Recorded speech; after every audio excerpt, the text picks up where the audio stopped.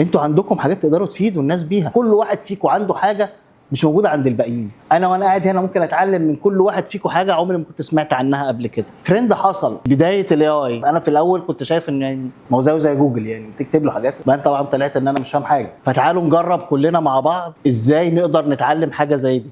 عملت بعد كده كذا فيديو بعديهم التريكس بقى والحاجات اللي انا اتعلمتها من الكورس المجاني المفتوح ده. فده برضو حاجه من الحاجات اللي هو انا عايز افيد الناس، لان انا لقيت حاجه انا بتعلمها فتعلموا معايا عشان ما فيش وقت. لازم نلحق الموجه دي في اولها علشان كمان سنه النهارده يعني كل الناس بتستخدم الاي اي عادي. فابتدت الناس تجرب وتبعت لي تجاربها ويقولوا لي هم شايفين عاملين ازاي. كل ده انعكس في الانجيجمنت بقى.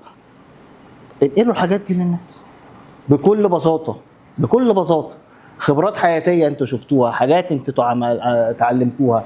وطبعا لينكد ان بالنسبه لنا كان منجم من اول ما ابتدينا ان احنا اتعرفنا على كل الاكسبرتس في مجالات مختلفه. مش كتير اللي قدروا ان هم يعكسوا المحتوى الكتابي بتاع لينكد ان ده ويعملوا فيديوهات. فربنا كرمني ان انا كنت واحد من المحظوظين اللي قدرت اعمل الموضوع ده. الانستجرام وتيك توك عليهم كميه حاجات انا اسف يعني حرام ان احنا نضيع فيها وقتنا. سبيشالي بقى ان اللي بيحاول، في ناس كتير هتلاقيهم برضو بيعملوا الكونتنت اللي هو من النوع اللي هو ايه، اعمل ال7 خطوات دي علشان تعمل مش عارف ايه. معظم الناس اللي بتدي دي كلها فيك انفو.